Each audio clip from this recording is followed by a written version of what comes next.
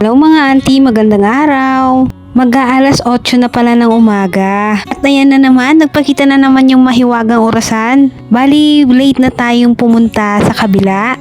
Nadatnan na nga natin dito yung nanay kong nagwawalis sa ilalim ng mangga. Ako naman, dumiretso ako sa tinanim kong opo. Nasisiyahan kasi ako habang nakikita ko yung mga tinanim kong tumubo.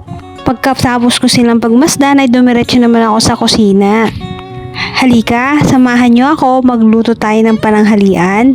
Akala ng iba, hindi ako marunong magluto pero Diyos ko, ang sarap-sarap ng luto ko, makakalimutan mo yung pangalan mo. Bali galing pala sa bayan yung ate at bayaw ko at andito na nga, bumili sila ng pang pinapaitan.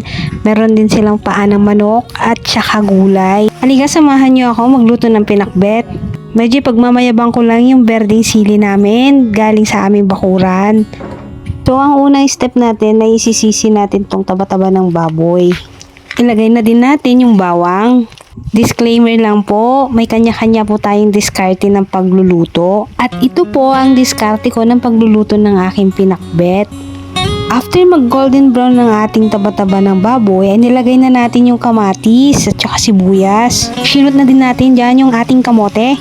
Halu-haluin lang natin mga auntie para sumarap ang ating pinakbet. Pag medyo luto na ang ating kamatis at kamote, ay isushoot na natin yung ating gulay. Dahil kakatanim lang natin ng mga gulay, ay yung sili muna natin, yung ating libre. Amoy na nga natin habang ginigisa natin yung ating pinakbet. Dahil healthy living tayo, ay hindi natin nilagyan ng bagoong ng anumang kahit papalasa. Ngam, numamati ka.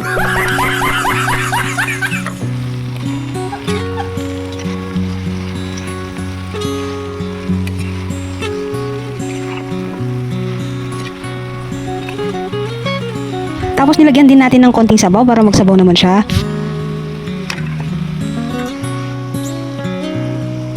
Hinuli pala natin yung ampalaya para hindi siya masyadong mapait. Tapos hayaan natin siyang kumulo hanggang sa dulo ng ating walang hanggan. Ay sorry, hanggayam. What? Yun lang, hayaan lang natin siyang maluto. Kumulo hanggang kumulo. Yung ibang niluto ko ay hindi ko na video, nakakapagod naman kasi. Ikaw ba naman yung salita ng salita, tapos hiwa ng hiwa. Ay nako, Diyos ko Lord. Tapos yun lang guys, next time kukwentuhan ko kayo. Chichismisan ba? Kasi wala akong kachismisan, mas gusto ko yung mapag-isa. Minsan kasi nakipagkwentuhan ako. Tapos yung kakwentuhan ko, ginawan ako ng masama. Jay, pinadakas nak ba? Iso nga nagrigat nagtiwala ti taon tata. Nagsimpot, nagtungtungtong kayo. Pagtalikod mo, bagbag sulol na tatalikod mo. Isong ako nak, mabuti nang mag-isa. Ay, hamad ni manan. O siya, ostuman lang ng tanaluton. May kayon. Bye-bye, pabush mga auntie.